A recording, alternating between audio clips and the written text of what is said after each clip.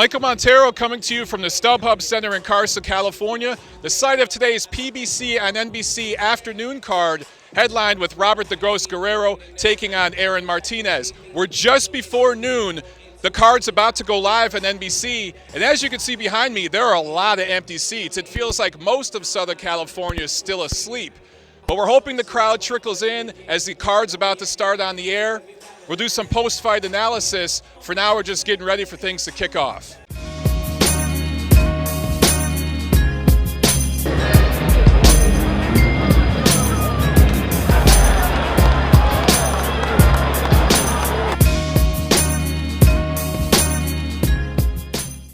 All right, so the TV card just ended. I just wanted to give some quick thoughts on all three TV bouts. The first fight, Dominic Breazeale stayed undefeated. He beat the Cuban fighter Yasmani Consuegra.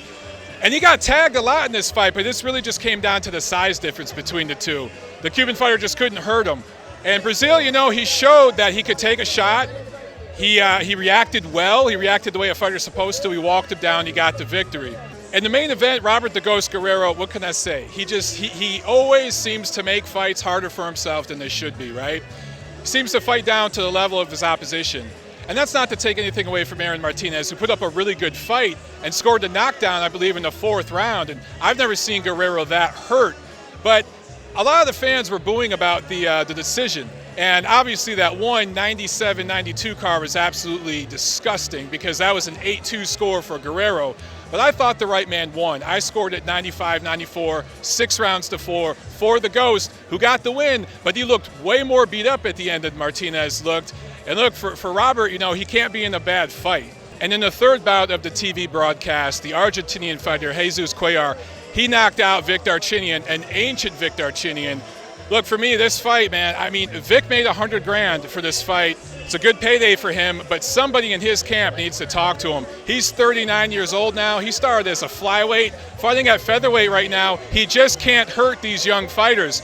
Vic landed a lot of solid, flush punches that used to knock people out, and Cuellar walked right through them. Even though I had this fight even through about 6 rounds, and I thought Vic landed the cleaner shots early on, it was Darchinyan's face that was busted up, and Cuellar looked fine. As for Cuellar, he landed the big shot, he got the stoppage, but I wasn't very impressed. Look, featherweight is the most stacked division in boxing right now, and I just don't see Cuellar being a factor against the elite level fighters.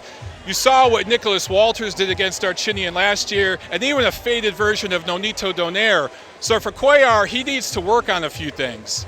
Some overall impressions about the event itself, okay? They had about 1/3 of this bowl blocked off during the TV card, and then they just opened it up and some fans are trickling in here behind the press section. But there wasn't many people to start things off. They started trickling in after the main event. It makes me think there were a lot of gimmies, a lot of just free tickets, which Heyman's been doing for a lot of these PBC cards. One thing, just complaining as a media guy, we didn't know what round it was over here. Sometimes when we can't hear what's going on, we can look at the ring car girls and we know what round it is, but there's no ring car girls at these PBC events. So they got to find a way to fix that, in my opinion. Other than that, though, it was a pretty fun card, kind of early on a Saturday, but it was a good time.